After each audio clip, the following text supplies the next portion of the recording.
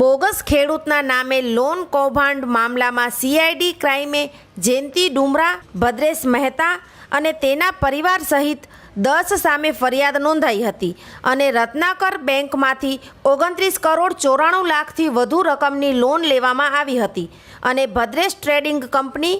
Arpita international બેંકના અધિકારીઓ તથા અન્ય લોકોની ભૂમિકા સીઆઈડી ક્રાઇમની તપાસમાં બહાર આવતા આજે એસીબી કોર્ટમાં ભદ્રેશ મહેતાને રજૂ કરતા કોર્ટે 2 ઓગસ્ટ બપોરના 12 વાગ્યા સુધીની રિમાન્ડ મંજૂર કરેલ છે। સમગ્ર બાબતે કલ્પેશભાઈ ગોસ્વામી જિલ્લા સરકારી વકીલે વિગતો આપતા જણાવ્યું કે સીઆઈડી ક્રાઇમ ગાંધીનગર પાસે એક એપ્લિકેશન આવેલી હતી રત્નાકર બેંક લિમિટેડ સાથે ફ્રોડ થયેલાની અને એ અરજીની તપાસ ચાલુ હતી। ડ્યુરિંગ ઇન્ક્વાયરી એવું માલુમ પડ્યું કે રત્નાકર બેંક લિમિટેડમાંથી કચ્છ જિલ્લાના અબડાસા, નખત્રાણા તાલુકાના વિવિધ 119 ખેડૂતોના નામે જે 29 કરોડ રૂપિયાની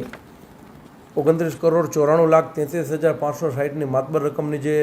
ધિરાણ લેવાઈ હતું, લોન લેવાઈ હતી, એ લોનની અંદર actually Bhadresh trading company Mumbai એની ગેરંટર પડેલી હતી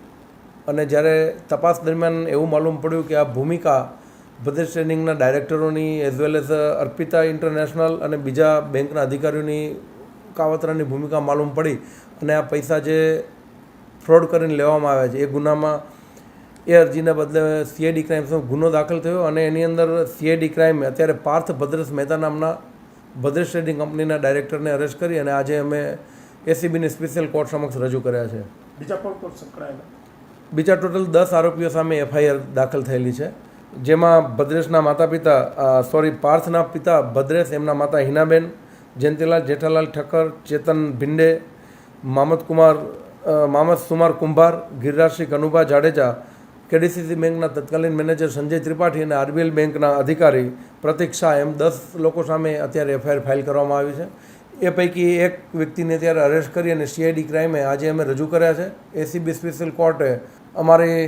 રિમાન્ડના મુદ્દાઓને ધ્યાને લઈ અને 5 દિવસના રિમાન્ડ આજે આપ્યા છે। બીજી તારીખે બપોરે 12 વાગે અદાલત સમક્ષ રજૂ કરવાના રહેશે। રિમાન્ડનો અમારા કારણોને એમણે વિરોધ કર્યો અને પોલીસ કસ્ટડીની કોઈ જરૂર નથી એવી બચાવ પક્ષની રજૂઆત હતી, પરંતુ અમે અદાલતને કહ્યું કે જે 119 ખેડૂતોના ગેરંટર તરીકે ભદ્રેશ ટ્રેડિંગ કોર્પોરેશનની કેપેસિટીમાં એમના ડાયરેક્ટર તરીકે જ્યારે ભાઈ પડ્યા છે ત્યારે અમારે રેકર્ડ વેરિફિકેશન માટે એઝ વેલ એઝ જે લોકોના નામથી, જે ખેડૂતોના નામથી લેવાય છે એમને આઈડેન્ટિફિકેશન માટે એમની સિગ્નેચર, એમની કોર્પોરેશન તરફથી જે લેટર બેંકને લખાયા છે, આ તમામમાં એમના સાથે રાખી અને તપાસ કરી જરૂરી આ મુદ્દા ઉપર કોર્ટે અમને 5 દિવસના રિમાન્ડ આપ્યા છે અને તપાસનાર અધિકારી તરીકે એમ પટેલ, નાયબ પોલીસ અધિક્ષક સીઆઈડી ક્રાઇમ, એમણે પણ આજે આ રિમાન્ડની સુનાવણી દરમિયાન અમારી સાથે હાજર રહ્યા। આ સમગ્ર કેસમાં 129 ખેડૂતોના નામે લોન લેવાઈ હતી, તેમાં સંકળાયેલા આરોપીઓ પૈકી અમુક કેડીસીસીના કેસમાં પણ સંડોવણી સંબંધે કાર્યવાહી ચાલે છે।